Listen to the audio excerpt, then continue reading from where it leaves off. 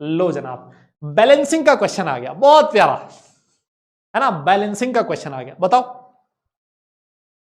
Cl2 जो है वो डिस्प्रोपोर्शनेट हो रहा है Cl minus plus Cl minus में, है ना, डिस्प्रोपोर्शनेशन रेडॉक्स रिएक्शन का एग्जांपल है।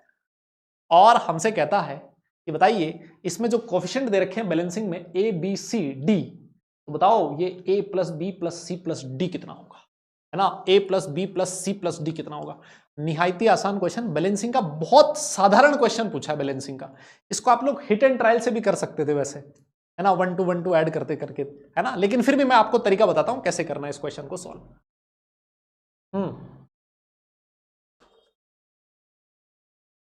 हाँ जी,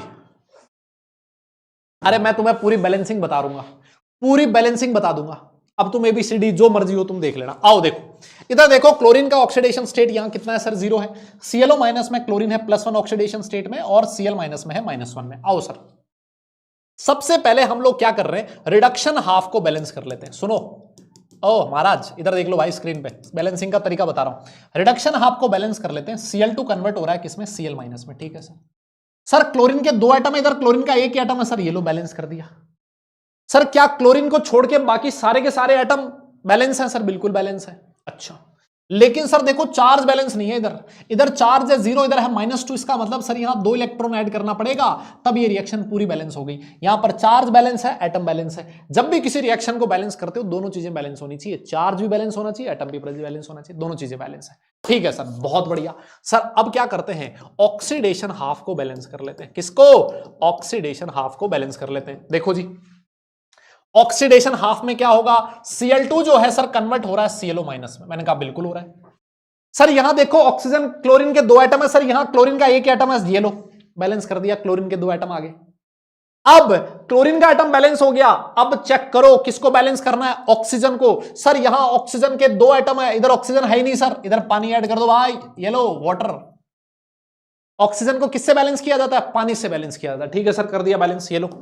लेकिन जैसे ही आपने पानी से बैलेंस किया सर, इधर 4 हाइड्रोजन के एटम आ गए, कितने, 4, इधर कितने, 0।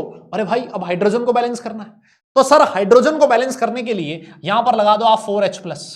जैसे ही मैंने 4H+ लगाया, आप में से कई लोग ऐसे बोलेंगे कि सर ये तो बेसिक मीडियम दे रखा है, आपने H+ कैसे लगा दिया। तो याद रखो रूल क्या होता था, जितने H+ आपने लगाए हैं उतने ही OH- दोनों साइड और ऐड करने हैं। इधर 4OH-, इधर भी 4OH-। याद आया क्या, यस दादा, समझे क्या, ऐसे ही करते थे। ठीक है सर, दोनों साइड 4OH- ऐड कर दिए।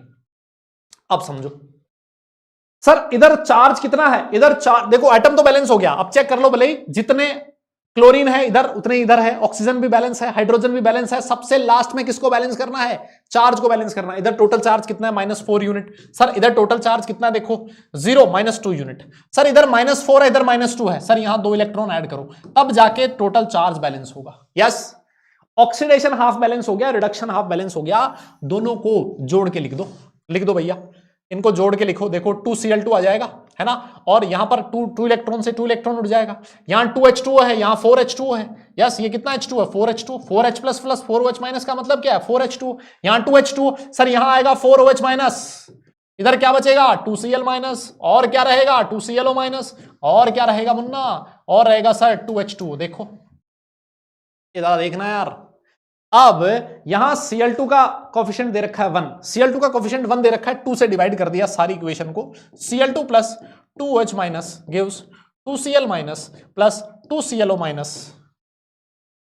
यस यस, नहीं 2 नहीं, 1 1 आ जाएगा ना, यहां तो 1 रह जाएगा ना भाई।